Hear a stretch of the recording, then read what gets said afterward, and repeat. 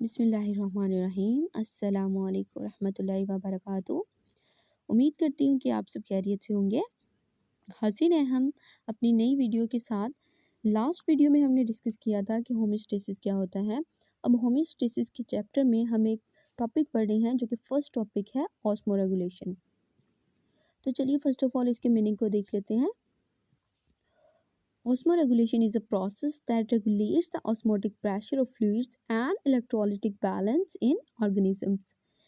इसका मतलब है कि ऑस्मोरेगुलेशन एक ऐसा प्रोसेस है जो कि रेगुलेट करता है ऑस्मोटिक प्रेशर को। किसके ऑस्मोटिक प्रेशर को? फ्लूइड्स के और इलेक्ट्रोलिटिक बैलेंस के। अच्छा, ये जो फ्लूइड होता है ये वाटर होता है, और इलेक्ट्रोलिटिक बैलेंस मीन हमारे जो वाटर और सॉल्ट की कंसनट्रेशन है वो कितनी है सेल के अंदर, हमने ये देखना है।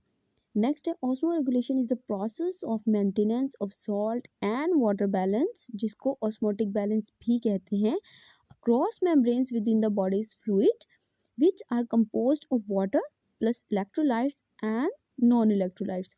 ऑस्मोरेगुलेशन में वाटर एंड सॉल्ट की बैलेंस को देखते हैं हम देखते हैं वाटर और सॉल्ट की कितनी कंसंट्रेशन है एक सेल के अंदर।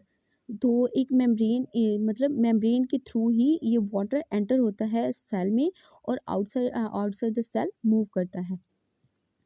तो किसके थ्रू करता है? वाटर करंट के थ्रू। मतलब हमारा जो बॉडी फ्लूइड है वो लेके जाता है इस फ्लूइड को inside the cell and outside the cell.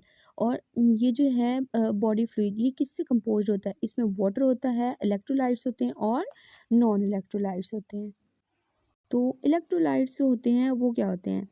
Electrolytes is a solute that dissociates into ions when dissolved in water. Electrolytes जो हैं जब हम इन्हें वाटर में डिसॉल्व करते हैं तो ये आयंस में डिसोसिएट हो जाते हैं। तो ये हमारे पास इलेक्ट्रोलाइट्स जो है हमारे पास बेसिकली चार्जेस होते हैं। तो ये था हमारे पास ऑस्मोरेगुलेशन। नेक्स्ट हम कुछ टर्म्स को देख लेते हैं, और ये टर्म्स बार बार यूज़ होंगी, इस वजह से हमें इनको जानना बहुत ज़रूरी है। तो फर्स्ट ऑफ ऑल है इलेक्ट्रोलाइट। इलेक्ट्रोलाइट क्या होता है? Any of the various ions such as sodium और chloride that regulate the electric charge on cells and the flow of water across their membranes. इसका मतलब है कि कोई भी जो हमारे पास चार्जेस हैं जैसे कि सोडियम और क्लोराइड हैं जो कि रेगुलेट करते हैं इलेक्ट्रिक चार्जेस को सेल्स के ऊपर और फ्लो ऑफ वाटर को। मतलब हमारे पास जो वाटर है जो कि मेम्ब्रेन के थ्रू क्या कर रहा है? फ्लो कर रहा है, और सेल्स में जो चार्जेस हैं जो इनसाइड द सेल्स और आउटसाइड द सेल मूव कर रहे हैं, जैसे सोडियम और क्लोराइड है। एक टाइम पे या तो सोडियम अंदर होगा या तो क्लोराइड, या फिर सोडियम बाहर होगा या फिर क्लोराइड बाहर होगा। मतलब ये सोडियम और क्लोराइड की एक्सचेंज जो होती है आयंस की, ये होती है इलेक्ट्रोलाइट में। नेक्स्ट हमारे पास osmosis, the net movement of solvent molecules from a region of high solvent potential to a region of lower solvent potential through a partially permeable membrane.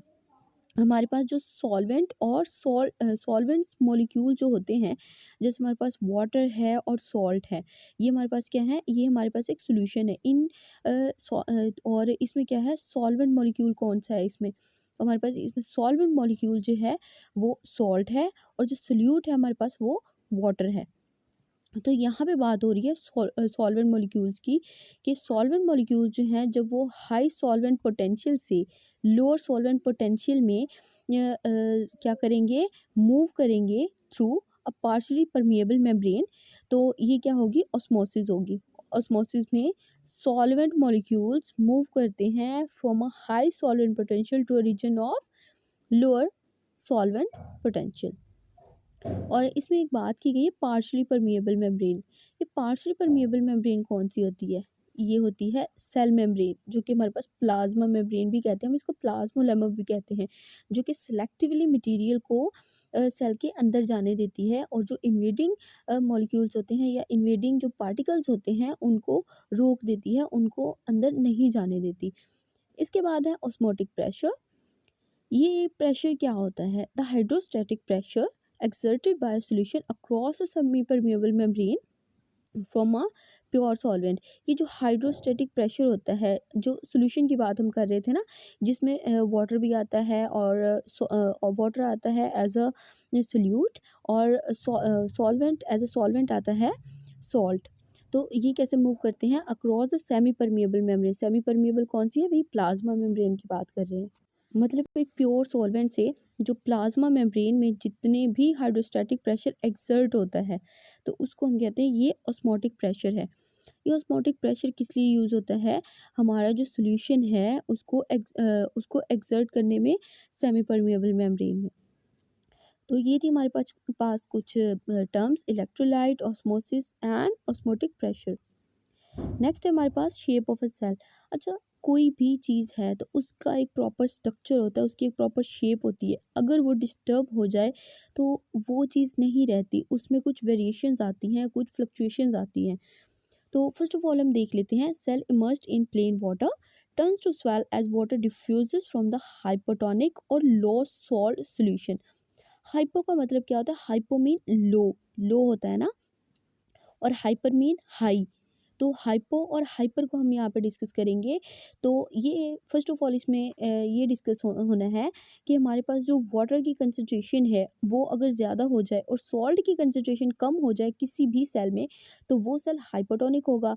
और अगर कंट्रास्ट में हम देखें कि अगर जो वाटर की कंसंट्रेशन है वो कम हो जाए और सॉल्ट की कंसंट्रेशन ज़्यादा हो जाए, तो वो होगा हाइपोटोनिक।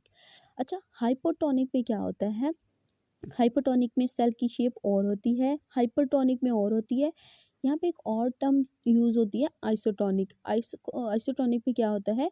इसमें सोल्यूट और सॉल्वेंट यानी जो सॉल्ट और वाटर है दोनों की कंसंट्रेशन क्या होगी? सेम होगी। तो नेक्स्ट हम इसको देख लेते हैं, the cell loses water which moves outside the hypertonic और हाई सॉल्ट इन्वायरमेंट। तो ये वही हाइपरटोनिक की बात कर रहे हैं। नेक्स्ट है आइसोटोनिक, जो कि इक्वल अमाउंट होती है, इक्वल कंसंट्रेशन होती है सोल्यूट्स की आउटसाइड और inside the cell. This equalises the osmotic pressure on other side of the semi permeable membrane.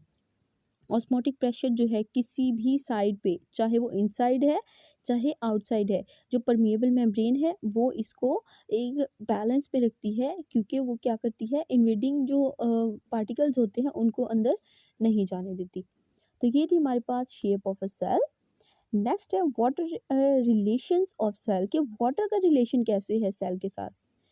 चलिए इसको देख लेते हैं। Water is the solvent of the solutes in the cell. Water जो है सॉल्वेंट होता है सोल्यूट में। मतलब सोल्यूट्स क्या होते हैं? सोल्यूट होते हैं हमारे पास सॉल्ट होता है और हमारे पास सॉल्वेंट जो है वो वाटर होता है, और सोल्यूशन में हमेशा दो चीज़ें होती हैं, एक सोल्यूट और एक solvent. Each cell has been adapted to a defined quantity of water in relation to salts in it to perform its function। कि सेल जो है हमेशा एक क्वांटिटी में रहता है, एक रिलेशन में रहता है सॉल्ट के साथ, अपना एक प्रॉपर फंक्शन परफॉर्म करने के लिए, जो कि है ऑस्मोरेगुलेशन।